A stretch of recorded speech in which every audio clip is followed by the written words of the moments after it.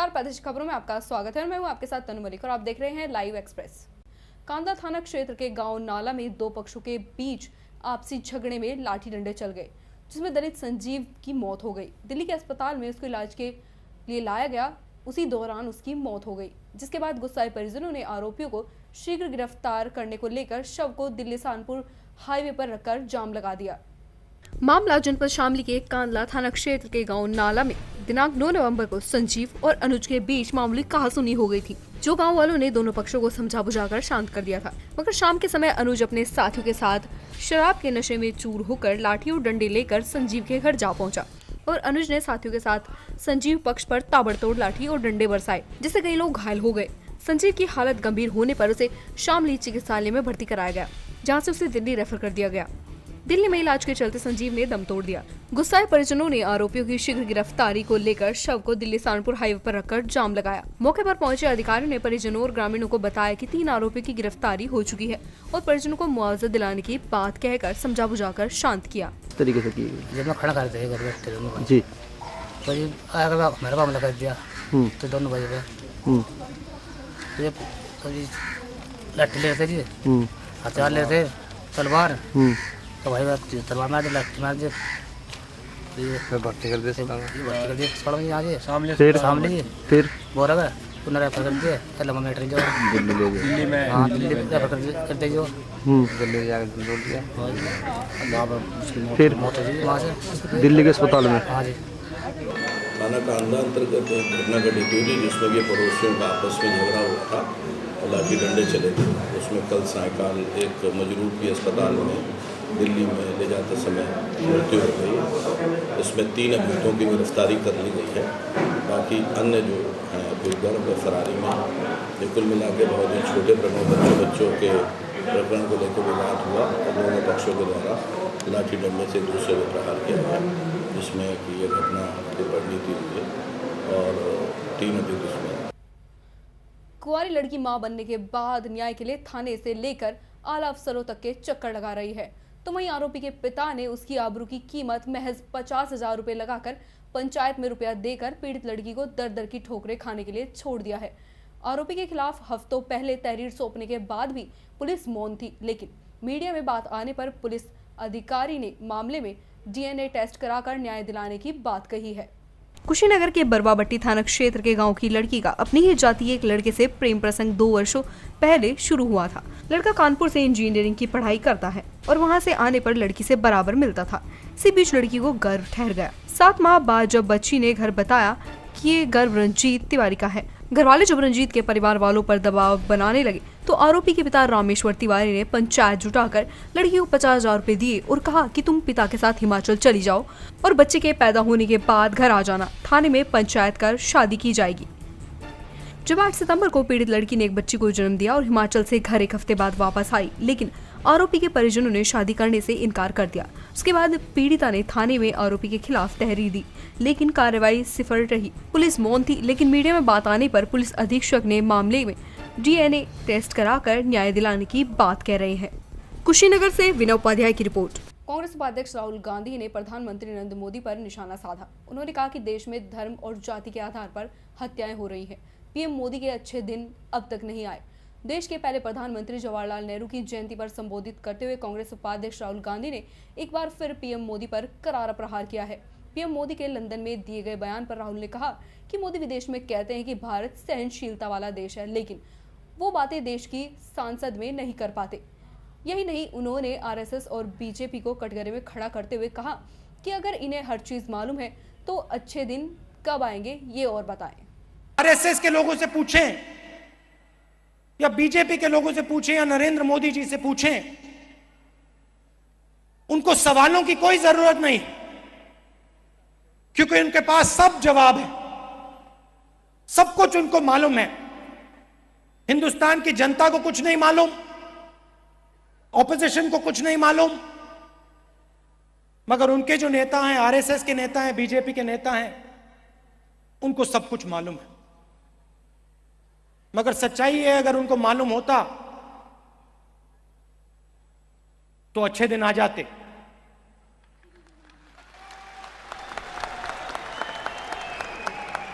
और आज हिंदुस्तान की जनता देख रही है और कह रही है कि अच्छे दिन नहीं आए, एक धर्म को दूसरे धर्म से लड़ाया जा रहा है, छोटे बच्चों को जलाया जा रहा है और हमारे प्रधानमंत्री इसके बारे में कुछ नहीं कह रहे हैं। हरियाणा में हत्याओं का दौर थमने का नाम ही नहीं ले रहा। आए दिन हत्याओं का आंकड़ा बढ़ता ही जा रहा है। हाल ही में सोनीपत के पीनाना गांव में हमलावरों ने 2 चचेरे भाइयों की अंधाधुंध गोली चलाकर हत्या कर दी। दोनों चचेरे भाइयों ने मौके पर ही दम तोड़ दिया। पता चला है कि सुबह के समय पीना का रहने वाला पवन उर्फ पोना पुत्र राज सिंह अपने चाचा के लड़के विक्की पुत्र बलबीर और 14-15 साथियों के साथ गांव के भैंसवाल मोड़ स्थित अड्डे पर खड़ा था। इसी दौरान यहां पर भैंसवाल की तरफ से 2 स्कॉर्पियो गाड़ियों में सवार होकर 10-12 अज्ञात युवक आए और आते ही पवन और विक्की से इनकी कहासुनी हुई कि फिर देखते ही देखते इन दोनों भाइयों को गोलियां मारनी शुरू कर दी और युवक फरार हो गए। अड्डे पर 2 व्यक्तियों का मर्डर हो गया है और उसमें बताया जा रहा है कि रणजीत मैसवाड़िया और उसकी गैंग थी और इनका कोई पैसे लेने का मामला था। उन्होंने फोन करके इसको पवन को और इसको विक्की को बुलाया और वहाँ बस अड्डे पर गोली मारी। 2 स्कॉर्पियो गाड़ियाँ थी, एक कोई दिल्ली नंबर था। उनका ब्रदर जो बता रहा है अबाउट 20-25 हज़ार रुपये का था, कोई ज़्यादा भी नहीं था। बाकी इन्वेस्टिगेशन में जो सामने आएगा उस बारे में अलग तरह से तुम वहाँ कार्रवाई करेंगे। और क्या उन्होंने बताया पहले जो ये अपना विक्की है ये 302 में पैरोल पर आया था और उन्होंने आज ही जेल में जाना था, फरीदाबाद जेल में जाना था, तो उससे पहले ये घटना घटित होगी। उसका क्रिमिनल रिकॉर्ड करके पता करके बता देंगे, लेकिन लेटेस्ट इन्वेस्टिगेशन जारी है और ज्वाइंट इन्वेस्टिगेशन टीम इकट्ठी करके और जल्दी से जल्दी आरोपियों को गिरफ्तार करेंगे। मुकदमा अभी तो 2 का पता लगा है, रणजीत का पता लगा, उसके और उसके साथियों का पता करके और उनको जल्दी से जल्दी गिरफ्तार करके धारा परिजनों ने अभी तक कोई ऐसी स्टेटमेंट नहीं दी है। वैसे गुप्त सूत्रों से पता लगा भी रणजीत से मैसवाड़िया बैंक के आते। प्रदेश भर में एस्टेट की परीक्षा आयोजित की जा रही है। सिरसा में भी नेशनल कॉलेज में परीक्षा का आयोजन किया गया। परीक्षा के मद्देनजर कॉलेज और पुलिस प्रशासन द्वारा सुरक्षा के कड़े इंतजाम किए गए हैं। वहीं विद्यार्थियों को अपनी आईडी और रोल नंबर ही केवल अंदर ले जाने दिया गया। कॉलेज के प्रिंसिपल डॉक्टर सुमन गुलाब ने बताया कि परीक्षा को लेकर पुलिस प्रशासन और कॉलेज प्रशासन की तरफ से सुरक्षा के पूरे बंदोबस्त किए गए हैं। वहीं कुछ आदमियों की ड्यूटी बोर्ड की तरफ से भी लगाई गई है। उन्होंने बताया कि परीक्षार्थी केवल आईडी प्रूफ, पेन और अपना रोल नंबर स्लिप अंदर ले जा सकते हैं। परीक्षा को लेकर के जो है पुलिस फोर्स है और सिक्योरिटी लगाई गई है। कुछ आदमियों की ड्यूटी बोर्ड की तरफ से आई हुई है, उनकी ड्यूटी है जो गेट पे तैनात रहेंगे और बच्चों की एंट्री होगी, उनकी चेकिंग होगी। लेडी पुलिस होगी, वो चेकिंग करेगी हर लड़की की, उसके बाद वो सेंटर में जाएंगे और सामान भी उनके पास पेन होगा और एक आई कार्ड होगा, उनका रोल नंबर स्लिप होगी। इसके अलावा और कोई चीज़ अंदर नहीं ले जा सकती। इसमें जो है हर कमरे में जैमर लगाए गए हैं और वीडियोग्राफर हैं जो वीडियो करते रहेंगे, कमरों में घूम घूम के लगे रहेंगे। दोनों सेंटर में एक एक वीडियोग्राफर है, वो अपना वो जो है चेक करते रहेंगे। और अपने स्टाफ की हमने ड्यूटी लगा रखी, हर कमरे में सुप्रीडेंट है, डिप्टी सुप्रीडेंट है। इस तरह से पूरा कॉलेज की तरफ से भी सिक्योरिटी का पूरा प्रबंध किया गया है और हरियाणा बोर्ड की तरफ से, डीसी की तरफ से भी पूरे अरेंजमेंट किए गए हैं। लड़कियों की चेकिंग के लिए महिला पुलिस तैनात की गई है। उन्होंने बताया कि वीडियोग्राफी द्वारा बच्चों पर निगरानी रखी जाएगी। सिरसा से विक्रम भाटिया की रिपोर्ट। कहते हैं न कि जाको राके साइया मार सके न कोई। ये कहावत उस समय सच साबित हुई जब एक 7 साल की बच्ची को उसी के पिता ने नहर में फेंक दिया था, लेकिन नन्ही बच्ची की जान बच गई और उस बच्ची ने थाने पहुंचकर अपनी आपबीती सुनाई और पिता को सलाखों के पीछे पहुंचाया। हापुड़ के थाना कोतवाली क्षेत्र के बराही मोहल्ला में बुलंदशहर के गुलावटी का रहने वाला इस्लाम अपनी पत्नी सोफिया के साथ किराए के मकान में रहता है।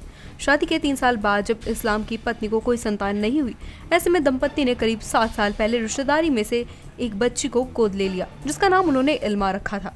कि 1.5 माह पहले इस्लाम की पत्नी सोफिया ने एक बेटे को जन्म दिया। इसके बाद से इस्लाम नन्ही इल्मा से नफरत करने लगा। बात पर और बिना बात हुई इस मासूम को पीटा जाता था, जबकि उसकी मां सोफिया इल्मा को बड़े प्यार से पाल रही थी। इल्मा सोमवार को देर शाम अचानक गायब हो गई। इल्मा की मां और पड़ोसियों ने उसको काफी तलाश किया, लेकिन उसका कुछ पता नहीं चल पाया। तो इल्मा की मां ने इसकी सूचना पुलिस को दी, जिसके बाद देर रात जनपद गाजियाबाद के थाना मसूरी पुलिस को नहर के पास से गुजर रहे एक युवक ने बच्ची को बचाकर पुलिस को सौंप दिया, जिसकी सूचना मसूरी पुलिस ने हापुड़ पुलिस को दी। थाने में इल्मा ने अपनी आपबीती सुनाई, जिसके बाद पुलिस ने बच्ची को जान से मारने के बयानों के आधार पर इल्मा के पिता इस्लाम को हिरासत में लेकर जेल भेज दिया। कोई दिक्कत नहीं थी पढ़ाने लिखाने में। कौन सी क्लास में पढ़ रही थी? 2nd क्लास में थी। 7th क्लास में पढ़ रही थी। उर्दू भी पढ़ती थी, 2nd में भी जाती थी। कोई किसी तरह की कोई दिक्कत नहीं थी। पता नहीं उसी दिन क्या हुआ, मेरे कुछ समझ में नहीं आया। और पुलिस ने इल्मा को दिल्ली सीमापुरी में उसके असल परिवार को सौंप दिया। इल्मा के जाने के बाद से जहां उसकी मां का रो रो कर बुरा हाल है, वहीं इल्मा के साथ खेलने वाले बच्चे भी अब उदास हैं और इल्मा को याद कर रहे हैं। हापुड़ से शाहरुख खान की रिपोर्ट। और इलाहाबाद में नेहरू के जन्म दिवस पर कांग्रेस के कार्यकर्ताओं ने एक विवादित पोस्टर लगाया, जिसमें कि नेहरू को राजा भोज और मोदी को गंगूतेली दर्शाया गया है।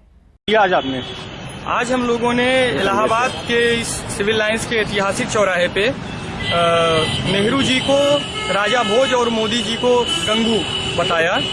इसलिए बताया कि मोदी जी अपने कई भाषणों में, चाहे वो बिहार का चुनाव रहा हो, चाहे वो केंद्रीय चुनाव रहा हो, हमेशा जो स्वतंत्रता संग्राम सेनानी थे जिन्होंने देश की आज़ादी के लिए लड़ाई लड़ी थी, नेहरू जी पर अपशब्द कहें, कई टिप्पणियां की। हम लोगों ने नेहरू जी की 125वीं जयंती पर आज ये पोस्टर लगाकर, बैनर लगाकर देश को, मोदी जी को ये चेतावनी दी कि आप और नेहरू जी की तुलना कतई नहीं। अपना परिचय है जितेश मिश्रा, NSUI। जिले में बलात्कार की घटनाओं में लगातार इजाफा हो रहा है। बल्लभगढ़ के गांव फतेहपुर बिलोच में भी नाबालिग किशोरी के साथ एक युवक ने बलात्कार की घटना को अंजाम दिया है। फिलहाल पुलिस ने आरोपी के खिलाफ दुष्कर्म की धाराओं के तहत मामला दर्ज कर जांच शुरू कर दी है। तस्वीरों में दिखाई दे रहा है ये महिला थाना है, जहां बल्लभगढ़ के गांव फतेहपुर बिलोच में रहने वाले एक युवक पर गांव की एक किशोरी के साथ बलात्कार करने का आरोप लगा है। पुलिस की माने तो पीड़िता की मां खेतों में मजदूरी करती है। कल वो खेतों पर काम करने जा रही थी, उसके पीछे उसकी 14 साल की बेटी आ रही थी। गाँव में रहने वाले राहुल नामक युवक ने अपने घर पर किशोरी को बुला लिया, क्योंकि लड़के का भी बीच रास्ते में घर पड़ता है। आरोप है कि युवक ने घर के अंदर किशोरी को हवस का शिकार बना डाला। इस घटना के बाद आरोपी ने लड़की को वहां से भगा दिया। लड़की ने घटना की सूचना परिजनों को दी और महिला थाने में इसकी शिकायत की। पुलिस की माने तो जब लड़की के परिजन राहुल की शिकायत उसके घर लेकर गए, तो आरोपी के परिजनों ने पीड़ित परिवार को जान से मारने की धमकी दी। फिलहाल पुलिस ने घटना के संबंध में आरोपी और अन्य 2 लोगों के खिलाफ मामला दर्ज कर लिया है। पुलिस की माने तो जल्द ही आरोपियों को गिरफ्तार कर लिया जाएगा। ये फतेहपुर बिलोच का है। लड़की की मदर ने कंप्लेंट की है, उसकी कंप्लेंट पे मुकदमा दर्ज कर लिया हमने। बच्ची का मेडिकल भी करवा दिया है। आरोपी की तलाश के लिए आरोपी राहुल पुत्र चुन्नीलाल उसी गांव का रहने वाला है और आरोपी की तलाश के लिए टीम गई है। तो किस तरह से इस घटना को अंजाम दिया उसने? बच्ची की माँ मजदूरी करती है, बच्ची भी पीछे जा रही होगी मदर के, और रास्ते में इस लड़के का घर पड़ता है आरोपी का। उस लड़की को अपने घर में ले गया बुला के और वहाँ से हरकत करी है बच्ची के साथ। किन किन धाराओं के तहत पुलिस ने मामला दर्ज किया इसमें? पुलिस ने मामला किया है 342, 376, 506 IPC। बच्चे की मदर बाद में कहने गई होगी लड़के वालों के घर की, आपके बच्चे ने ऐसी हरकत कर दी हमारी बेटी के साथ। तो 2 लड़कों ने और धमकी दी है जान से मारने की। वो कौन है जिन्होंने धमकी दी है? वो इनके होंगे, कोई जानकारी नहीं पता। ये तो जब आरोपी सामने आएगा तब पता चलेगा। विश्व हिंदू परिषद के कार्यकारी अध्यक्ष अशोक सिंघल को देखने गुड़गांव के मेदांता अस्पताल में पहुंचे केंद्रीय गृह मंत्री राजनाथ सिंह। सुबह करीब 10 बजे 20 मिनट पर मेदांता अस्पताल पहुंचे राजनाथ सिंह और ICU के बाहर से ही अशोक सिंघल को देखकर और डॉक्टर से बातचीत करके लौट आए। फिलहाल उनकी कंडीशन क्या बताई जा रही है? अशोक जी की स्थिति में सुधार अनुभव हो रहा है हमको। सवेरे उन्होंने आंखें खोली, ब्लड प्रेशर मेंटेन हो रहा है, अर्थात दवाइयों ने काम किया है, और ऑक्सीजन लेवल बढ़ा है, लेकिन अभी वेंटिलेशन तो है। डॉक्टर से आप लोगों की बातचीत हुई है? जो प्रमुख डॉक्टर हैं, इंचार्ज हैं, वो तो अभी आएंगे, लेकिन जो ऑन ड्यूटी थे उन्होंने बताया कि हमें संतोष है, तो अच्छा है, ठीक है। अभी राजनाथ जी मिलके गए हैं, तो बात हुई? भाई राजनाथ सिंह तो अशोक जी के कम से कम 25-30 साल पुराने साथी हैं, मित्र हैं, एक साथ काम किया है। आयु में छोटे ज़रूर हैं, लेकिन सामाजिक जीवन में, संस्था में एक जैसे हैं। और उस आत्मीयता के कारण वो आए हैं। और ये तो संयोग है कि वो देश के गृह मंत्री हैं, लेकिन वो अपने अशोक जी से संबंधों के कारण आए हैं। और शनिवार रात उस वक्त कोहराम मच गया जब देर रात कटिहार मालदा पैसेंजर ट्रेन की एक बोगी में रखे 14 बम बरामद किए गए। बिहार के कटिहार मालदा पैसेंजर ट्रेन में 14 जिंदा बम मिले हैं। ये बम कहां से आए हैं, ट्रेन में विस्फोट करने के लिए रखे गए हैं या नहीं, इसका खुलासा अभी नहीं हो सका है, लेकिन इस घटना ने सुरक्षा व्यवस्था की पोल खोलकर रख दी है। जानकारी के अनुसार देर रात रेलवे पुलिस ने कटिहार मालदा पैसेंजर ट्रेन में हथियारों का जखीरा होने की सूचना मिलने पर जांच की। इस दौरान एक बोगी के शौचालय में रखे 14 बम बरामद किए गए। छठ के मौके पर भीड़ भरी ट्रेन की बोगी में बमों को देखकर पुलिस के होश उड़ गए। ट्रेन से यात्रियों को उतारकर बम निरोधक दस्ते को बुलाया गया। अधिकारियों ने बताया कि अपराधियों ने किसी बड़ी वारदात को अंजाम देने की साजिश रची थी, जिसे पुलिस ने नाकाम कर दिया। लेकिन सवाल ये है कि पेरिस में आतंकी वारदात के बाद बिहार में जारी अलर्ट के बावजूद अपराधी बमों के साथ ट्रेन में सवार कैसे हो गए। अब क्या किया जाएगा इसका? डिफ्यूज कराने जा रहे हैं। क्या बचाने के लिए इसको निष्क्रिय कराने जा रहे हैं। किस ट्रेन से बरामद हुई है? मालदा कटिहार पैसेंजर। कितने की संख्या में? 14 संख्या। बरामद तो कटिहार स्टेशन पे हुआ है जी, और इसका नाम है होममेड बम। जी, देसी बम कहा जाएगा। जी जी, इसको घर में बनाया, अपने हाथ से खुद को बनाया गया, उसको होममेड बम का। किस ट्रेन से बरामद हुई सर? अब ट्रेन ये तो जानकारी नहीं है हमें, हम बम स्क्वाड वाले हैं, हमें जानकारी हुई है, सूचना मिला, हम लोग यहाँ आए। बम को डिफ्यूज कर दिया गया है? बम को डिफ्यूज करने के लिए जा रहे हैं। कितने मात्रा में है सर? ये 14 है। कितना घातक हो सकता था? बड़ा घातक ये तो किसी को मतलब जनसंख्या में जो है नुकसान करना है। यहाँ ऐसा लग रहा है कि मतलब जैसा पता चला है कि बम जिंदा बम बरामद हुआ है, जो कि पैसेंजर से कोई लेके जा रहा था, और मतलब फटने के पहले उसको पा लिया गया है। अब कितना दहशत है लोगों में? लोग डरा हुआ है कि अगर फट जाता तो क्या होता। कटिहार में तो ऐसा दहशत में। हाँ, तो बम देख के तो लोग डरता ही है। दिल्ली से सटे नोएडा में छठ पर्व की पूर्व संध्या पर भोजपुरी प्रख्यात गायिका शारदा सिन्हा और मालिनी अवस्थी अपने गानों की धूम मचाई। प्रवासी महासंघ नोएडा के तत्वाधान में नोएडा स्टेडियम में भोजपुरी गीतों का प्रोग्राम आयोजित किया गया है। कार्यक्रम का उद्घाटन नोएडा प्राधिकरण के चेयरमैन रमारमण दीप प्रज्वलित करके किया। इस अवसर पर केंद्रीय मंत्री रविशंकर प्रसाद भी उपस्थित हुए। इसके साथ ही 15 नवंबर को नहाय खाए के साथ छठ पर्व शुरू हो जाएगा। अपने प्रदेश गांव से दूर नोएडा में रहकर रोजी रोटी कमाने आए पूर्वांचल के लोगों को नोएडा स्टेडियम में आयोजित छठ पर्व की पूर्व संध्या पर आयोजित कार्यक्रम ने घर की याद ताज़ा कर दी। वे जिनके गीत सुनकर सूर्य को अर्घ देते वे साक्षात उनके बीच न सिर्फ उपस्थित थे बल्कि अपने गीतों से लोगों को झूमने के लिए मजबूर कर रहे थे। केंद्रीय मंत्री रविशंकर प्रसाद भी इस अवसर पर कहने से नहीं चूके कि वे बचपन से शारदा सिंह के गीत सुनते आए हैं। नोएडा स्टेडियम में 7वीं बार आयोजित छठ महोत्सव होगा। नोएडा में होने वाले सबसे बड़े प्रोग्राम में से एक है। इसमें जो लोगों का हुजूम उमड़ा उससे शारदा सिन्हा और मालिनी अवस्थी भी काफी प्रभावित नजर आए और गीतों से समा बांध दिया। छठ व्रत के लिए शहर में कई जगह घाट का निर्माण किया गया है। नोएडा स्टेडियम में इस बार 125 फीट लंबा, 70 फीट चौड़ा और 2 फीट गहरा छठ कुंड बनाया जा रहा है। ये पिछली बार के मुकाबले 2 गुना बड़ा है।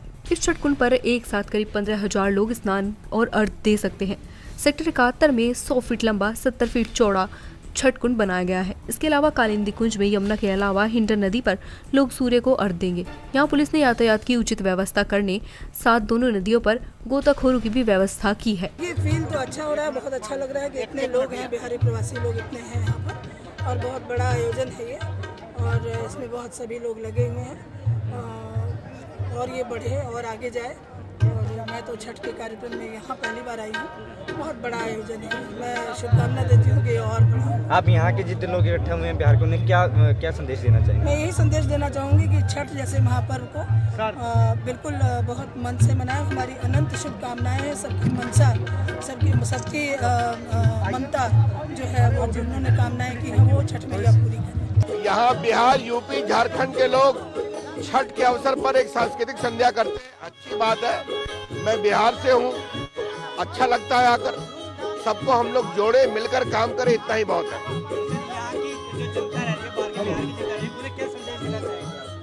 भाईचारा, एक दूसरे के साथ मिलकर काम करें। रुड़की गौशाला सभा चाव मंडी की ओर से एक सभा का आयोजन किया गया, जिसमें गौशाला के महामंत्री वीरेंद्र कुमार ने बताया कि इस सभा का आयोजन गोपाष्टमी महोत्सव के उपलक्ष्य में किया गया है। साथ ही उन्होंने ये भी बताया कि इस वर्ष गोपाष्टमी महोत्सव के अवसर पर गौशाला में गोबर के गोवर्धन भगवान 31 फीट के बनाए गए थे कि जनमानस में रुड़की समाज को ये पता चल सके कि गोपाष्टमी का भी कोई उत्सव होता है और गोपाष्टमी क्यों मनाया जाता है। इस गौशाला द्वारा 3 दिवसीय गोपाष्टमी उत्सव का आयोजन किया गया है। पहले दिन बच्चों को चित्रकला प्रतियोगिता, निबंध प्रतियोगिता, उसके बाद शाम को 7 बजे 17 तारीख में पुरोहित सम्मान है, 18 तारीख में संगोष्ठी है और फिर भजन संध्या है, 19 तारीख में अपना गोपाष्टमी उत्सव है। भव्य सांस्कृतिक प्रस्तुतियाँ, गोवर्धन जी 31 फुट लंबे वो पहले की तरह बनाए गए हैं। इन सब कार्यक्रमों का उद्देश्य, प्रेस वार्ता का उद्देश्य केवल ये है कि आम जनमानस को ये पता चल सके कि रुड़की गौशाला क्या करती है, और वो आम जनमानस गौशाला से, गाय से जुड़ सके, ताकि गाय की जो महिमा है वो भी जान सके और उसके पुण्य का वो भी लाभ हो। और 1 रैंक 1 पेंशन की मांग को लेकर पठानकोट में यूनाइटेड आर्मी एक्स सर्विसमैन ने एक विशाल रोष रैली निकाली। पंजाब, हिमाचल, जम्मू कश्मीर से आर्मी एक्स सर्विसमैन हजारों की संख्या में इकट्ठे होकर सरकार के खिलाफ नारेबाजी की और केंद्र सरकार का पुतला फूंका। भूतपूर्व सैनिकों ने पठानकोट में 1 रैंक 1 पेंशन की मांग को लेकर यूनाइटेड एक्स सर्विसमैन फ्रंट की ओर से एक रोष रैली का आयोजन किया। इस रैली में भूतपूर्व सैनिकों ने कहा कि उनकी ये मांग कोई नई नहीं है। पिछले लंबे समय से वे लगातार ये मांग करते आ रहे हैं, पर कई सरकारें आई और चली गई, उन्हें केवल आश्वासन ही मिले हैं। उन्होंने कहा कि केंद्र में चल रही मोदी सरकार ने चुनावों में उनसे वादा किया था, परंतु सरकार बनने के बाद उन्हें हमारी मांगे खुद मान लेनी चाहिए थी। लेकिन दुख की बात है कि उन्हें अपनी मांगे सरकार से मनवाने के लिए धरने प्रदर्शन करने पड़ रहे हैं। जब तक सरकार उनकी सभी मांगे नहीं मानती, तब तक उनका संघर्ष जारी रहेगा। देश की सरहदों की रक्षा करते हुए अपने प्राणों की आहुति देने से कभी पीछे नहीं हटेंगे, परंतु आज राजनीतिक इच्छा शक्ति की कमी के चलते उन्हें रोष रैलियां करनी पड़ रही हैं। उन्होंने कहा कि ये देश के लिए बड़े दुर्भाग्य की बात है कि जो अधिकार उन्हें खुद मिलने चाहिए, उनके लिए भी उन्हें संघर्ष करना पड़ रहा है। इस मौके पर पूर्व सैनिकों की ओर से केंद्र सरकार के खिलाफ जमकर नारेबाजी की गई। 1 रैंक 1 पेंशन की मांग को न मानने पर चुनावों में उनके साथ किए गए वादे से मुकरने की बात कही गई। पूर्व सैनिकों ने कहा कि जब तक उनकी सभी मांगे नहीं मानी जाती, उनका रोष प्रदर्शन जारी रहेगा। इस मौके पर उन्होंने केंद्र सरकार का पुतला फूंककर अपना विरोध जताया। सरकार ने जो 1 रैंक 1 पेंशन का नोटिफिकेशन जारी किया है, ਉਹਦੇ ਵਿੱਚ ਸਾਨੂੰ ਮਤਲਬ ਕੋਈ ਵੀ ਸਾਡੀ ਮੰਗ ਜਿਹੜੀ ਸੀ ਉਹਦੇ ਵਿੱਚ ਪੂਰਾ ਨਹੀਂ ਕੀਤਾ ਉਹਨਾਂ ਨੇ, ਉਹ ਸਾਨੂੰ ਮਨਜ਼ੂਰ ਨਹੀਂ ਹੈ। ਇਸ ਕਰਕੇ ਅਸੀਂ ਕੇਂਦਰ ਸਰਕਾਰ ਦੇ ਵਰਖਲਾਫ ਆਹੀ ਅੱਜ ਇੱਥੇ ਉਹਨਾਂ ਦਾ ਪੁਤਲਾ ਵੀ ਫੂਕਿਆ ਕੇਂਦਰ ਸਰਕਾਰ ਦਾ, ਅਤੇ ਪੂਰੇ ਫੌਜੀਆਂ ਨੂੰ ਜਾ ਕੇ ਹੀ ਸੰਬੋਧਿਤ ਕਰਕੇ ਹੀ ਦੱਸਿਆ कि अपना कट बना के रखना है, या ਅਸੀਂ ਧਰਨੇ ਅੱਗੇ ਤੋਂ ਜਾਰੀ ਰੱਖਣੇ ਨਾ ਜਦ ਤੱਕ ਸਾਡੀਆਂ ਮੰਗਾਂ ਪੂਰੀਆਂ ਨਹੀਂ ਹੋਈਆਂ। ਸਰਕਾਰ ਦੇ ਨਾਲ ਇਸ ਤਰ੍ਹਾਂ ਸੰਘਰਸ਼ ਸਾਡਾ ਚੱਲਦਾ ਰਹੇਗਾ। ਅਸੀਂ ਜਨਰਲ ਸਤਬੀਰ ਸਿੰਘ ਸਾਹਿਬ ਜੀ ਦੇ ਕਹੇ ਅਨੁਸਾਰ ਜਿੰਨੇ ਦਿਨ ਉਹ ਧਰਨੇ ਤੇ ਬੈਠੇ ਨੇ, ਜਿਸ ਤਰ੍ਹਾਂ ਸਾਨੂੰ ਆਰਡਰ ਮਿਲਣਗੇ ਉਸੇ ਮੁਤਾਬਕ ਅਸੀਂ ਅੱਗੇ ਕਰਦੇ ਰਹਿਣਾ। ਅੱਗੇ ਧਰਨੇ ਸਾਡਾ ਅੱਜ ਦਾ ਏਜੰਡਾ ਇਹ ਸੀਗਾ ਕਿ ਜਿਹੜਾ ਸਾਨੂੰ 1 ਰੈਂਕ 1 ਪੈਨਸ਼ਨ ਕੇਂਦਰ ਸਰਕਾਰ ਨੇ ਦਿੱਤਾ ਆ, ਉਹ ਸਾਨੂੰ ਨਾਮਨਜ਼ੂਰ ਹੈਗਾ, ਉਹ ਬਿਲਕੁਲ ਅਧੂਰਾ ਹੈਗਾ ਆ। और जो मंगा साढ़े जनरल सतबीर सिंह साहब ने इन्हों के अगे रखी हुई सन सेंट्रल गौरमेंट के अगे, वो मंगा साड़ियाँ नहीं मनिया गई। जब तक वो मंगा मनिया नहीं जांदियां, असीं यह धरना पठानकोट दे यूनाइटेड फ्रंट वालों जारी रखांगे। जिन्ना चेर तक जंतर मंतर से धरना चल रहा, तद तक धरना जारी रहेगा। ये धरना नहीं चुकया जाएगा। असीं उदों तक जब तक साड़ी गौरमेंट मंगा पूरी नहीं मान लेंदी, ये धरना चलता रहेगा।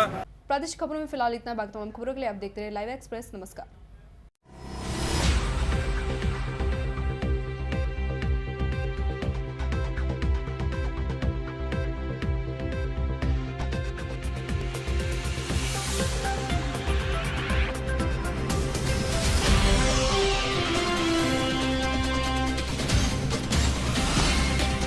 ये है लाइव न्यूज नेटवर्क और आप देख रहे हैं लाइव एक्सप्रेस 24/7 ऑनलाइन चैनल।